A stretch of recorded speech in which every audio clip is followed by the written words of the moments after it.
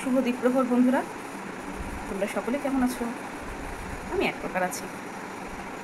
আচ্ছা, আজকের মধ্যাহ্নভোজ শুরু করছি। গরম গরম ভাত। আজকে সকালে ভাতটা করিনি, আজকে জাস্ট একটু আগে ভাতটা বসালাম। ভাবছিলাম আজকে একটু গরম ভাত খাচ্ছি।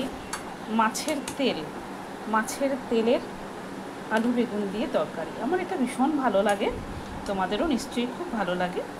তো অল্পই করেছি, খুব বেশি নয়। মাছের তেলের তরকারি আলু বেগুন দিয়ে, আলু বেগুন পেঁয়াজ রসুন এটা দিয়ে একটু রিচ মতো করে করেছি। আমার খেতে বেশ ভালো লাগে। হ্যাঁ, এবার নিয়ে নিচ্ছি মাছের ঝাল। আজকে কাতলা মাছ এনেছিলাম, বেশ ফ্রেশ ছিল মাছগুলো। কাতলা মাছ দিয়ে আলু আর টমেটো দিয়ে পাতলা করে একটা ঝোল করেছি।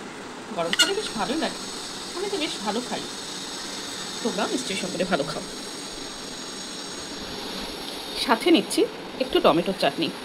আমার চাটনি বা যে কোনো মিষ্টি জাতীয় জিনিস খুব ভালো লাগে, ভাতের সাথে হোক বা রুটির সাথে। একটু মিষ্টি বা একটু চাটনি খেতে খুব ভালো লাগে। আমি প্রতিদিনই একটু চাটনি খাই, সাথে যাই থাকুক না কেন। বন্ধুরা, এবার আসছি খাবারের শেষ প্রান্তে। প্রতিদিনই খাবারের শেষ পাতে থাকে টক দই। এটা হজম করতেও সাহায্য করে। আমার টক দই ভীষণ ভালো লাগে। শেষ পাতে প্রতিদিনই একটু টক দই খাই। তোমরাও যারা যারা ভালোবাসো টক দই, একটু খেও, শরীরের পক্ষে ভীষণ ভালো। আজ আসি বন্ধুরা, তোমরা সকলে খেয়ে দিয়ে বিশ্রাম করো। আমি আসি।